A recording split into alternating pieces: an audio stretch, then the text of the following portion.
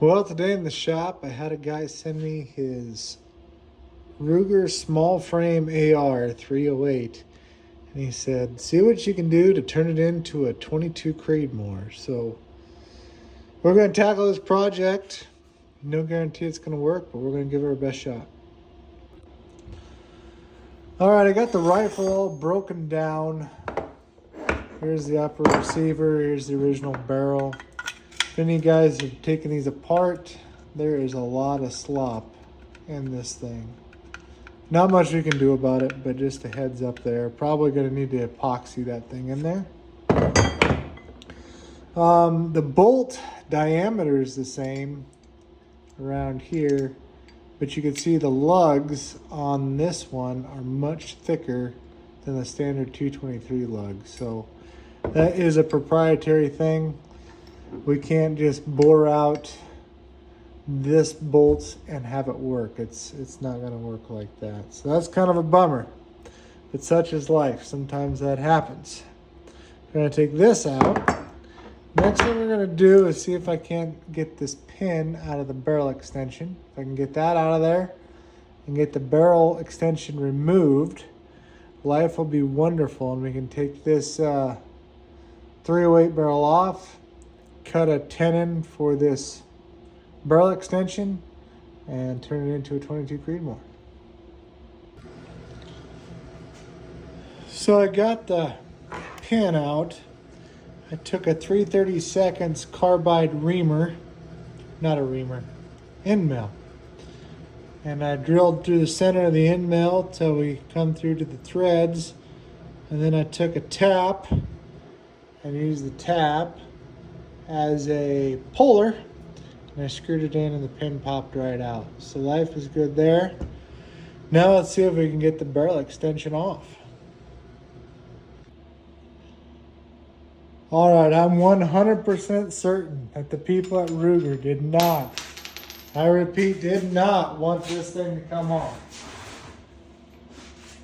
I don't know how many foot-pounds of torque it took to get it off, but I was almost wondering if it was soldered on or something, but it was just screwed on. I had to make a bushing to hold it. 4 screws rammed in with an impact, and a 3-foot cheater bar to finally get that thing broke loose. And when it snapped, I thought I broke the barrel extension. It was so tight, but we're good to go now. We got it off. We didn't damage it at all. So now we'll be able to make our measurements and cut a new tenon. So I got a +3 gas tube to go in this booger. I measure the gas tube length so I know where to put the new one. It's pretty standard, just like any other AR by the measurements. I don't know what the thread size is yet, but we're going to copy this contour, pretty similar, but I'm just going to straight taper it from here down to here, and then cut in a area for the gas block. We're going to use the original gas block that come with it. It seems to be nice and adjustable. So anywho's, I'll go in and grab the computer. We'll work up a blueprint for the barrel tenon and then start cutting her. All right, I got my barrel indicated in. Got my tool offset set, so we're going to go ahead and cut the tenon.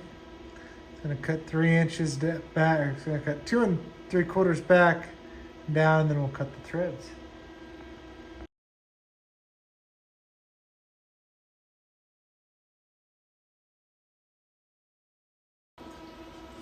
All right, we got the tenon cut. I'm going to come in and cut the threads. All right, check the threads. Screws on just a little bit tight. We're going to flatten out the crest. So we're going to do a finishing pass. Going to start here and come over, and then if we got to make any more depth adjustments on the threads, we will. Got that all done. See if this screws on there now. So we made a little burr, so we'll come up and clean them threads up.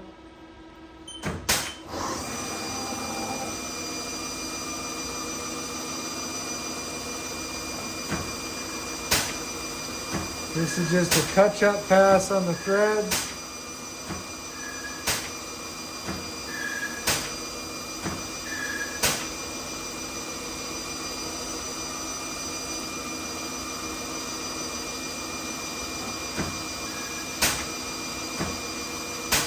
Won't take much.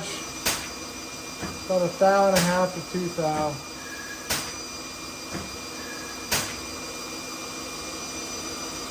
I want this to fit nice and snug. So we got our threads done. This screws all the way onto the shoulder. Life is grand there. So the next thing we gotta do is take this off and cut our chamber. I'm gonna start the drilling cycle.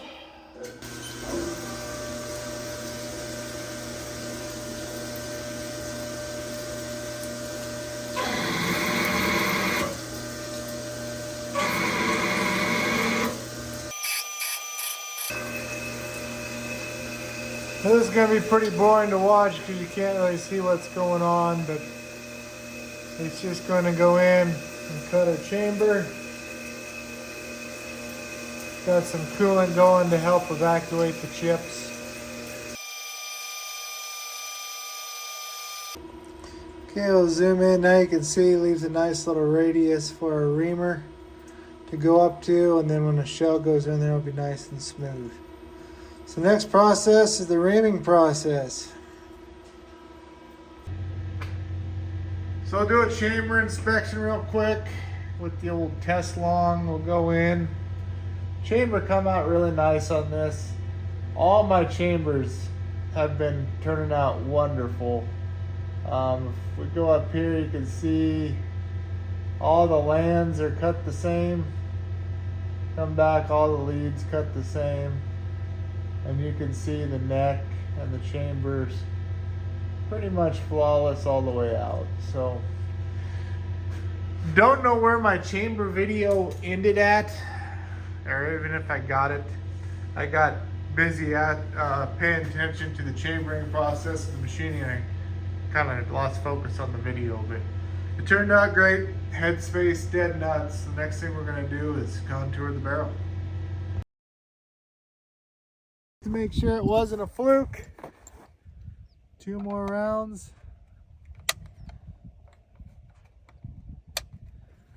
Taking the magazine in, pushing the forward assist or the cycle goes in. Free-handed, it's not on a bench so it can move.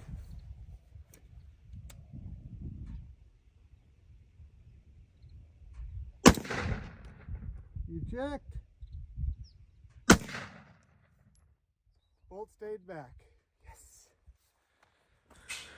So I'm going to take a second here, walk around this thing and mumble, give you my thoughts. We'll go from the forward back. Overall, the build went pretty good. No real issues. Nothing really surprised me. For starters, you went with the 24-inch barrel. I'm a big fan of the superlative gas blocks. And I'm also a fan of a +1, 2, or 3 gas system. The reason I'm a fan of them is when you shoot an AR, I don't know if many people know how they even work, but you fire it, the firing pin strikes the cartridge goes off, it sends pressure down the barrel, we have all that gas behind our bullet pushing it. As soon as the bullet passes the hole in our barrel, we call that the gas port, the gas goes up and it makes a hydraulic pneumatic reaction and sends air down the gas port or the gas tube, and that goes against our bolt carrier hole and it shoves it back against our buffer system. Our buffer system goes back. That spring pushes it forward and we got a new round, right?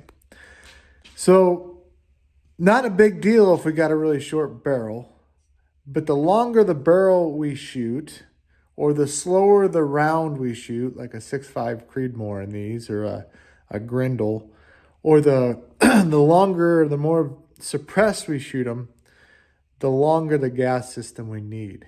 The reason being, if we put a suppressor out here, you basically got an accumulator, right? It's just holding on to all that pressure and then slowly releasing it to quiet it down. Just like a muffler on your car, it takes all them fires from the the engine, holds it, and then slowly releases it into the air, muffling it, no different than a suppressor.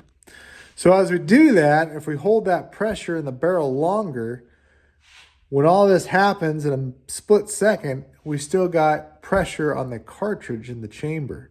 And in that cartridge, the bolt's trying to pull it out of the chamber, and that's how these ARs eat up brass a lot of times.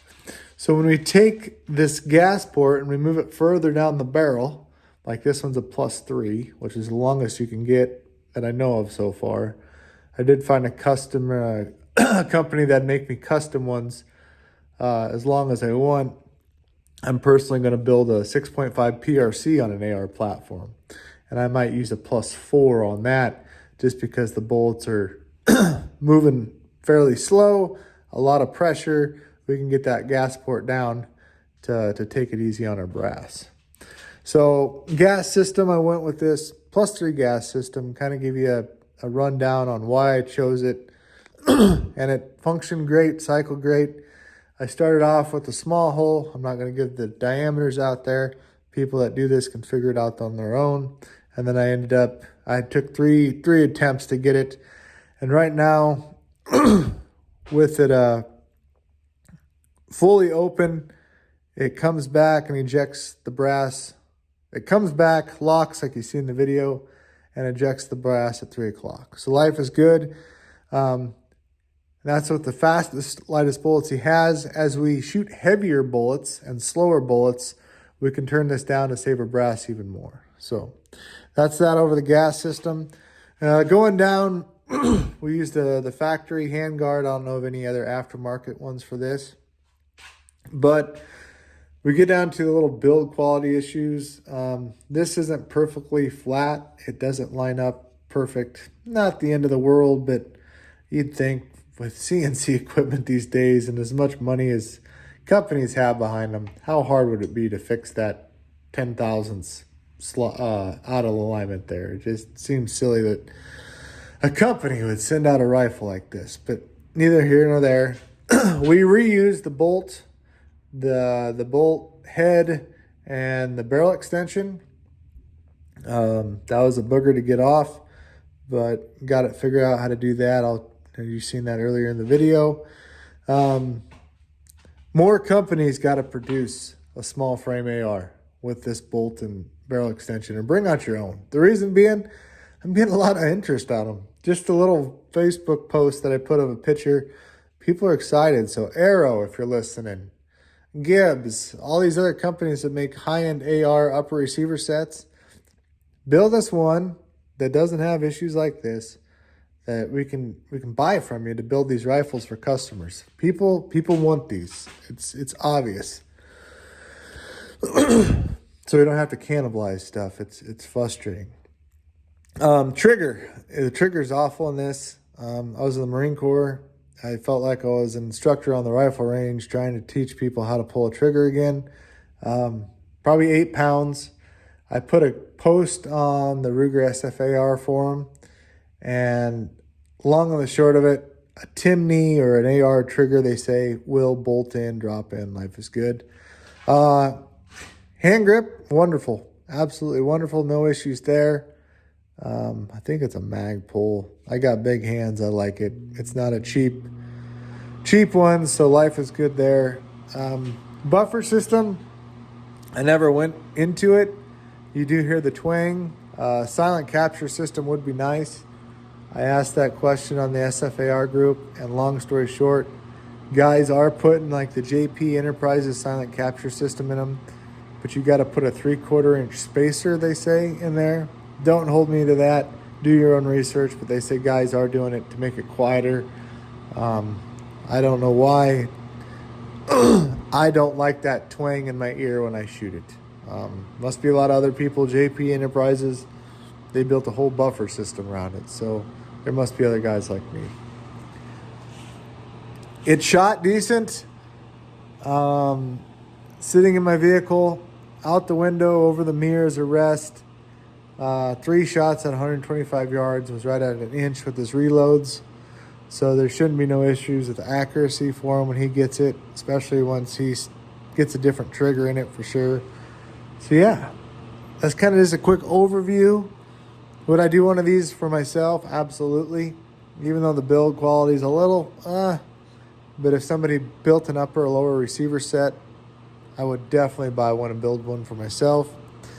Probably in 22 Creedmoor. I'm really a big fan of it. But the 22 ARC has my eye, and I got guys wanting that already. So I'll probably be doing an ARC build pretty soon. I got the reamer coming next week. But yeah, hope you guys enjoyed following along. Excited to do more of these. And anyways, as always, God bless and have a wonderful day.